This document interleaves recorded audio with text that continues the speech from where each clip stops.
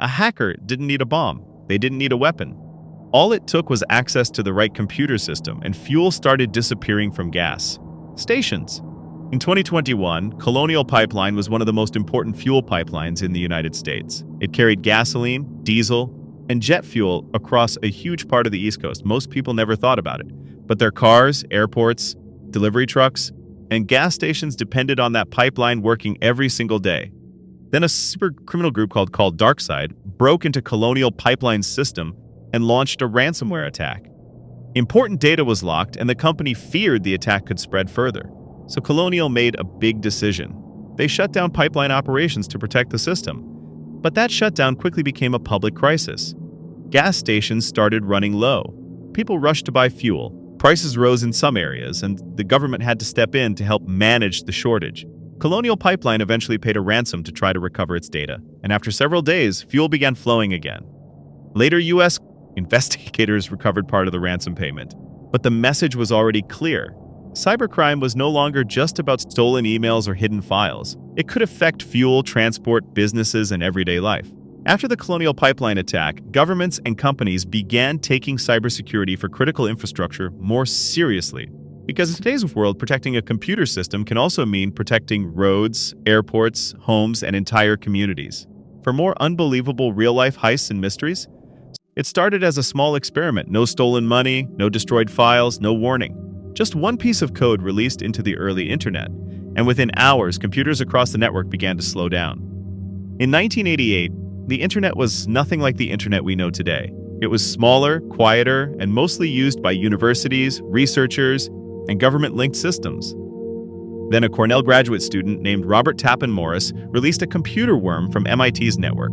The program later became known as the Morris worm. According to reports, Morris did not plan to destroy the internet. He wanted to see how large the network was, but there was one serious problem. The worm copied itself too aggressively. Some computers were infected again and again until they became slow, overloaded, or almost unusable. Suddenly, system administrators were rushing to disconnect machines, clean infected systems, and stop the spread. For the early internet community, it was chaos. A network built on trust had just discovered how fragile it really was. Then came the legal shock. Robert Morris became the first person convicted under the U.S. Computer Fraud and Abuse Act. He avoided prison, but he received probation, a fine, and community service. The Morris worm became a turning point in cybersecurity. It proved that even a program not designed to destroy can still cause massive disruption. And the lesson is still powerful today. On the internet, one small mistake can spread faster than anyone expects. For more unbelievable real-life heists and mysteries, they did not rob banks with guns. They robbed them through screens. No mask, no getaway cars. Just infected computers, stolen logins, and money disappearing before victims even understood what was happening. This was the Zeus malware gang.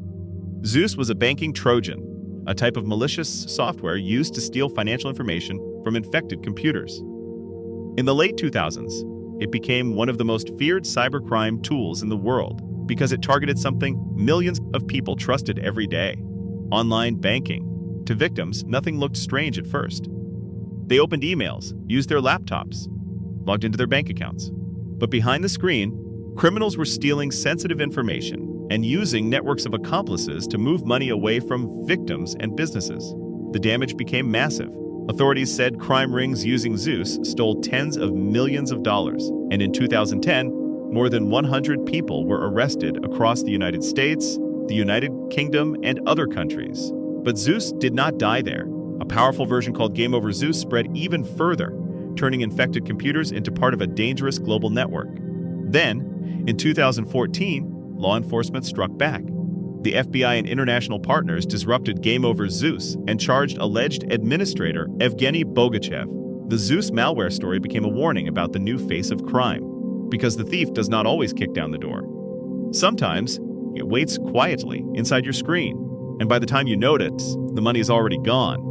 One man sitting behind a computer in North Korea was accused of helping launch some of the most dangerous cyber attacks the world had ever seen. His name was Park Jin-hyuk. According to U.S. investigators, Park was linked to a North Korean hacking group connected to massive global cyber attacks targeting banks, companies, and governments. Authorities claimed he worked as part of a state-backed operation hiding behind fake software companies and online identities. But what shocked the world most was the scale of the attacks. Investigators connected the group to the 2014 Sony Pictures hack, where confidential emails and unreleased movies were leaked online. Then came the WannaCry ransomware attack in 2017, which infected computers across more than 150 countries, shutting down hospitals, businesses, and critical systems worldwide. The hackers were also accused of attempting to steal billions of dollars through cyberbank attacks. For years, investigators tracked digital evidence across different countries, eventually identifying Park Jin-hyuk as one of the suspected operators behind the attacks. The U.S.